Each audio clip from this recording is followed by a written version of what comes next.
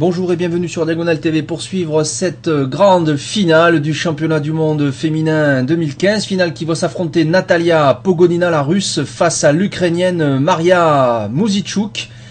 Donc match en 4 parties longues avant des éventuels tie-break. Nous allons voir tout de suite comment débute cette finale avec les blancs pour Natalia Pogonina dans la première. Et elle débute par D4, D5, donc on rentre a priori dans un gambit-dame, voilà C4 et C6, encore une fois une slave, hein, donc c'est ce fameux coup C6 qui décide que l'on est dans une slave. Alors on a vu plein de fois les joueuses jouer 6 aussi dans ce championnat. Cavalier C3, cavalier F6, E3, tout ça est très connu, E6, voilà, slave, fermé là, regardez, alors je dis fermé parce que voilà, bon, ben, on renonce à sortir le fou C8, hein, voilà. Temporairement en général. On a vu souvent dans ce championnat aussi des libérations rapides des noirs par la sortie du pion ici sur la case E5, après une préparation bien entendu. Le fou noir on le sort, on met la dame en E7, on met un cavalier en D7 et au bon moment on joue E5, ce qui va enfin libérer le fou C8. Cavalier F3, cavalier D7, dame C2, fou D6, fou D3. Regardez comme les deux camps se développent à la fois rapidement mais aussi précisément, hein, en jouant les pièces sur leur meilleure case. Petit roc, prise en C4, fou prend, et B5. Alors B5 c'est un autre plan que ce qu'on a vu je pense, hein. Une autre idée c'est de jouer dame E7, comme on l'a vu, dame en E7, et jouer E5, là la poussée centrale, qu'on a vu souvent. Bon là B5, on attaque le fou, et A6, donc là on consolide et on peut envisager de jouer pourquoi pas C5 maintenant, hein, c'est pour ça qu'on joue A6, c'est pour bien protéger B5, et on peut envisager des C5, ouais, c'est protégé par le cavalier, par le fou. En cas de prise on reprend par exemple du cavalier et on a libéré la grande diagonale ici pour le fou de case blanche. Tour D1, voilà, déjà donc ça neutralise un tout petit peu C5 parce que après prise et la reprise d'un cavalier ou du fou, bon on a un vis-à-vis tour dame possible. Il peut se passer des petites bricoles, donc on peut retarder, voilà. On préfère mettre la dame en C7. E4, alors voilà, un coup qui neutralise encore une fois C5, puisque je menace E5 et fourchette, fou cavalier. Donc là voilà, le coup E5 de nouveau, ici, E5. Voilà, mais quand on a joué A6, B5, bon, on a un peu affaibli le pion C6. Alors, c'est une des idées des blancs. 5, bon en plus on a deux pions contre un au centre, bon ça c'est le premier point, mais ce pion ici, bon si on sort le fou, je sais pas en G5 par exemple, et on joue la tour en C1, hop, on a deux pièces lourdes contre le pion C6, sur une colonne semi-ouverte, voilà, alors c'est typiquement la définition même d'un pion arriéré, un pion faible, voilà, C6 est une cible, voilà, pion prend E5, hein, là il fallait faire quelque chose avec les blancs, cavalier prend. Alors attention à menace noire, ici c'est cavalier prend F3, échec au roi, suivi de fou prend H2, échec, puis on retire le fou, et on a gagné un pion net, donc H3, voilà ça explique le coup suivant, H3. Tour E8, regardez comment on consolide ici la case 5, voilà, et on vise derrière le pion E4, hein. Fou G5, alors ça c'est un bon coup de développement du fou. Il est sur une bonne case puisqu'il menace à tout moment de prendre le cavalier F6 en cassant un petit peu la structure du roi noir. Mais regardez, les noirs jouent cavalier prend, fou prend, et là fou 6. Alors ça c'est un coup étonnant parce qu'on n'a pas peur de se faire doubler les pions. Alors qu'est-ce qui se serait passé si ici les blancs avaient doublé les pions noirs? C'est possible bien entendu de prendre en F6. Les noirs dans ce cas-là reprennent en F6 et on a effectivement un roi un peu dans les courants d'air. Alors, ceci dit, on n'a plus le fou de case noire, puisqu'on vient de le donner. Donc on peut envisager pour les noirs un plan de type roi H8, puis tour G8, et commencer à viser le roi blanc, par exemple. Autre idée, peut-être un peu long, parce que le fou F3 en plus est bien placé pour protéger.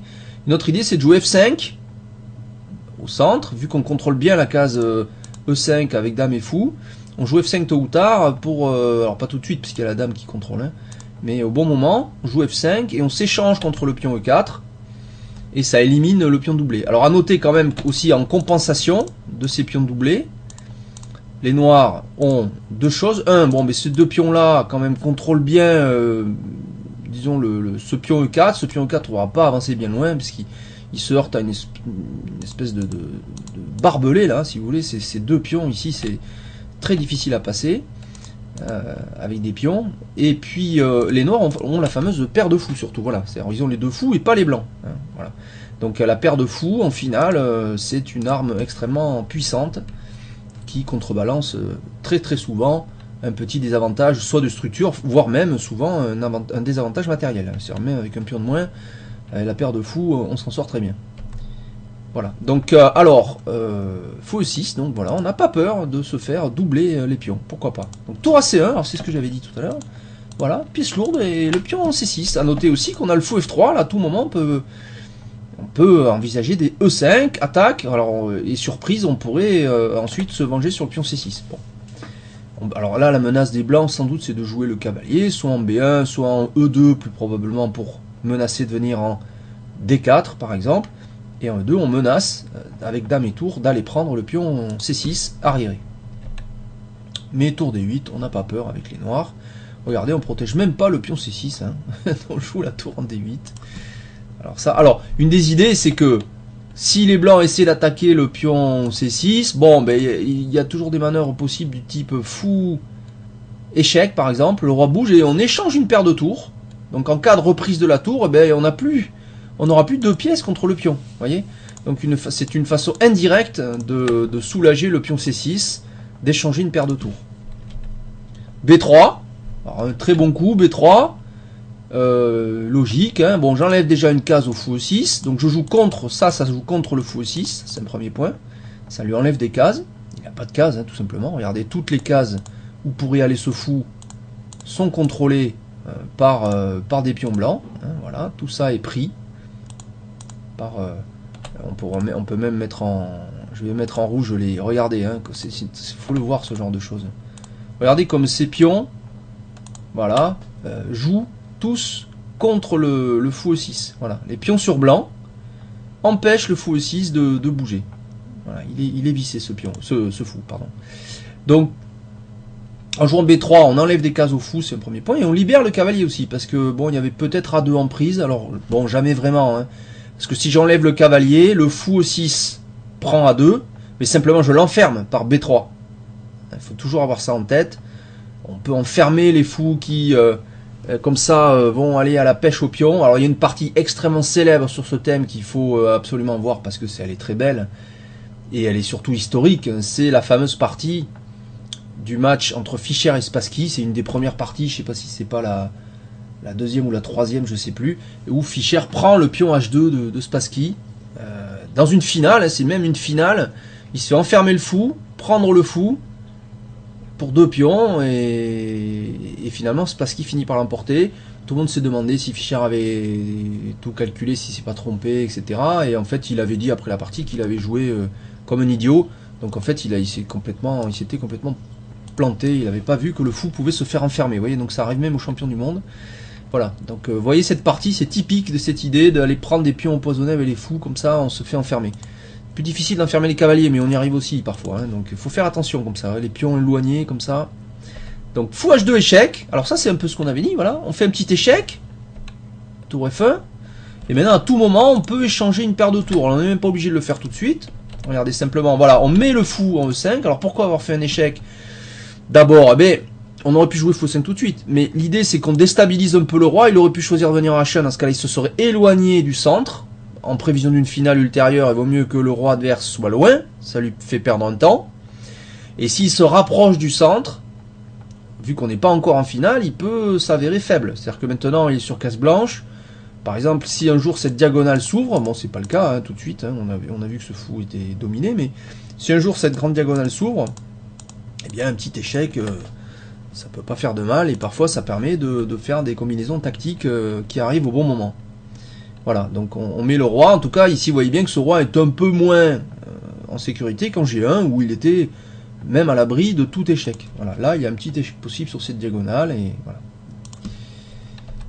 Fou E3, tranquillement, on revient. Alors je suis allé trop loin là. Voilà. Fou E3, voilà, on revient avec le fou.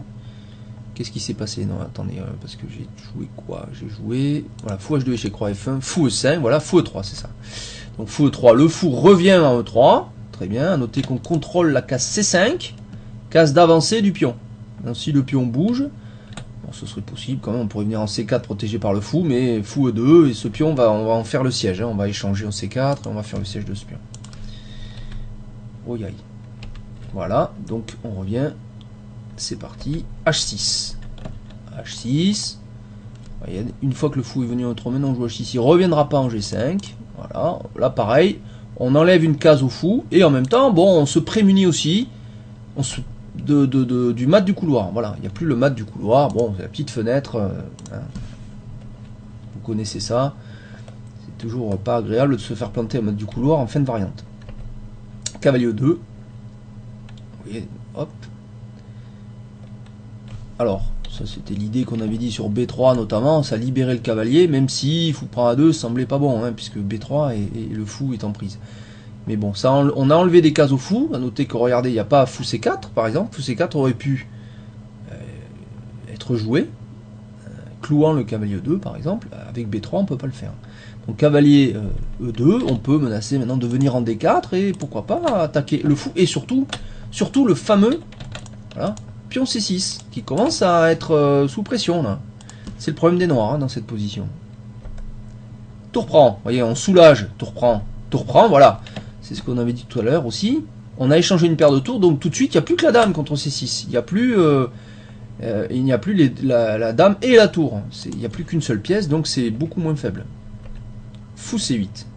Alors fou C8, vu qu'on a vu qu'on n'arriverait pas à empêcher ce cavalier de venir par exemple en D4, attaquant C6, on vient en C8, évitant de se faire attaquer le fou. Et si le cavalier vient en D4, on peut envisager par exemple fou B7. Voilà. Même si il est derrière ses pions, le fou. Mais bon, C6 est protégé. Roi G1. Regardez comme le roi d'ailleurs ici revient.